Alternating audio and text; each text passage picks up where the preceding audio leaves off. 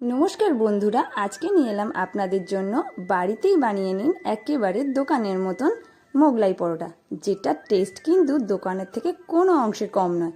তাহলে চলুন আজকের এই রেসিপিটা বানানো যাক। তার জন্য প্রথমে আমি এখানে একটা বিস্কিট নিয়ে নিয়েছি, মানে এটা টোস্ট বিস্কুট। আপনারা চাইলে কিন্তু এই টোস্ট বিস্কুটের গুঁড়োটা বাজার থেকে কিনে আনতে পারেন। আমি এখানে কিন্তু টোস্ট বিস্কুটটা এনে বাড়িতেই গুঁড়ো করে নিয়েছি। এই টোস্ট বিস্কুটটা কিন্তু আপনাদেরকে দিতেই হবে আজকের এই মোগলাইয়ের জন্য। আর দোকানের মোগলাইতে কিন্তু এই বিস্কুটের গুঁড়ো অবশ্যই করেই দেওয়া থাকে। তাহলে চলুন এটা গুঁড়ো করে দেখি। এটা কিন্তু গুঁড়োটা খুব ডাস্ট না করলেও চলবে, একটু দানা দানা থাকলেই ভালো লাগবে। আর এইবারে আমি করে নেব কি, একটু এই টোস্ট বিস্কুটের গুঁড়োটাকে কড়াতে একটু ভেজে নেব। তার জন্য কড়াতে একটু তেল দিয়ে দিলাম, তারপরে পেঁয়াজগুলো দিয়ে, মানে এখানে কিন্তু পেঁয়াজটাকে আমি বেটে নিয়েছি, একটু পেঁয়াজ বাটা দিয়ে খুব ভালো করে কষিয়ে নেবো। আর পেঁয়াজটা যখন একটু লাল লাল ভাব চলে আসবে, আপনারাই বুঝতে পারবেন যে এটা কতটা সুন্দর স্মেল বেরোচ্ছে। আর তখনই দিয়ে দেবো কিন্তু সেই বিস্কুটের গুঁড়োটা। বাস এইবারে বিস্কুটের গুঁড়োটা দিয়ে কিন্তু খুব ভালো করে একটু নাড়াচাড়া করে ভেজে নিতে হবে বিস্কুটের সাথে পেঁয়াজের সেই মানে পেস্টটা। আর দেখুন কালারটা কত সুন্দর এসছে, ঠিক এই রকম পজিশানে রেখে দিতে হবে। আর এবার অন্যদিকে আমি মোগলাইয়ের জন্য ডিম ফাটিয়ে নেবো। ডিমের সাথে কী কী দেবো সেটাই আপনাদেরকে দেখাবো। এখানে দুটো ডিম নিয়েছি, আর ডিমের সাথে দেবো হালকা একটু হলুদ, আর দেবো কিন্তু লবণ।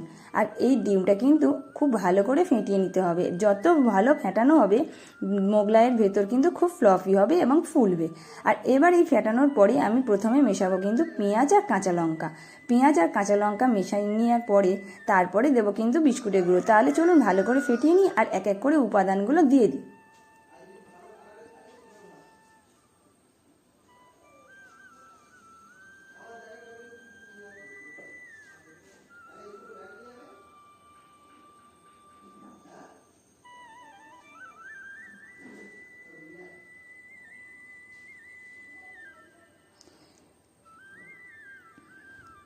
এখানে কিন্তু কোনো জল ইউজ করা যাবে না, শুধুমাত্র ডিমের যে গ্রেভিটা থাকবে সেই ডিমের গ্রেভির সাথেই বিস্কুটের গুঁড়ো আর পেঁয়াজ আর কাঁচা লঙ্কা দিয়ে কিন্তু একটা মিক্সচারটা তৈরি করে নিতে হবে। আপনারা চাইলে মোগলাইয়ের ওপরে কিন্তু এই গুঁড়োটা দিয়ে আর ডিমটা ফেটে দিতে পারেন, কিন্তু এখানে যেহেতু আমি মিশিয়ে নিচ্ছি এর টেস্টটা কিন্তু অপূর্ব লাগবে।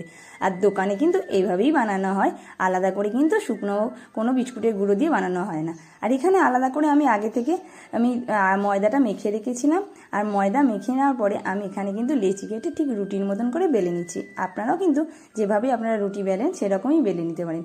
আর আমি এখানে খুব বড় করব না আবার খুব ছোটও করব না, নর্মাল মিডিয়াম সাইজের একটা মোগলাই পরোটা বানাবো, তার জন্য ঠিক সেই রকম অনুযায়ী একটা শেপ দিয়ে নিয়েছি। এইবারে দেখাচ্ছি এই মোগলাইয়ের ভাঁজ করাটা। এই খুব ভালো করে দেখে নিতে হবে, কারণ মোগলাইয়ের ভাঁজ যদি একটু অন্যরকম হয় তাহলে মোগলাইয়ের যে গ্রেভিটা কিন্তু চারপাশ থেকে বেরিয়ে যাবে। তার জন্য প্রথমে কানা দুটো মুড়ে নিতে হবে, আর ঠিক এই রকমভাবে মুড়ে নেওয়ার পরে আর মাঝখানটা দিয়ে দিতে হবে সেই মোগলাইয়ের গ্রেভিটা, মানে মোগলাইয়ের যে পুরটা আমি এখানে দিয়ে দেওয়ার পরে খুব ভালো করে সেট করে নিতে হবে আর চারিদিকে ছড়িয়ে দিতে হবে, যাতে কোনোভাবেই না লিক করে এই ডিমের পেস্টটা না বেরিয়ে যায়। তারপরে কি করব, এর দুধারটা কিন্তু সুন্দর করে মুড়ে নিতে হবে। দেখুন কত সুন্দর, ঠিক যেন যেভাবে আমরা ঠিক মানে পিঠে বানাই, মানে পিঠে নয় ঠিক পরোটাই বানাই বলতে পারেন, পরোটার মতনই এই মোড়াটা হবে, চারকোনা পরোটা যেভাবে মোড়ে।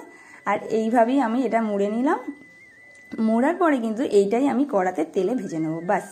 এইবার দেখুন তো, আর এইটা ভাজার সময় কিন্তু আপনাদের ফ্লেমটা কিন্তু একেবারেই লোতে রাখতে হবে, কারণ এটা যদি হাই ফ্লেমে ভাজা হয় তাহলে কিন্তু ওপরটা লাল হয়ে যাবে আর ভেতরটা একেবারেই কাঁচা থাকবে। তাই লো ফ্লেমে এটা আস্তে আস্তে ভাজতে হবে। আর এটা ভাজার পরে এক পিঠ হয়ে গেলে আর এক পিঠ উল্টে দিতে হবে। আমি এখানে একসঙ্গে দুটো ভাজবো, তাই আমি এখানে আর একটা মোগলাই পরোটা সুন্দরভাবে এখানে বানিয়ে দিয়ে দিলাম। আপনারা চাইলে একটা করেই ভাজতে পারেন। আর এবারে এটা কিন্তু উল্টে দেবো একটার পর একটা সেট করে। আর দেখুন ভাজার পরে কত সুন্দর কালারটা আসে। চলুন একটার পর একটা ভাজতে থাকি।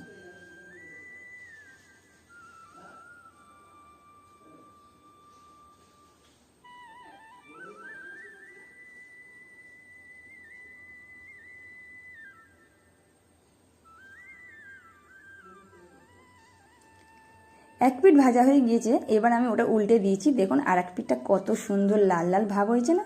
ঠিক এরকম লো ফ্লেমে কিন্তু একটা একটা করে ভেজে নিতে হবে। আর তারপরেই দেখুন কালারটা কত সুন্দর হয়েছে। আপনারা কিন্তু চায়ের সাথে বা কফির সাথে এই রকম সন্ধেবেলা যখন ইচ্ছা বানিয়ে নিতে পারেন। আর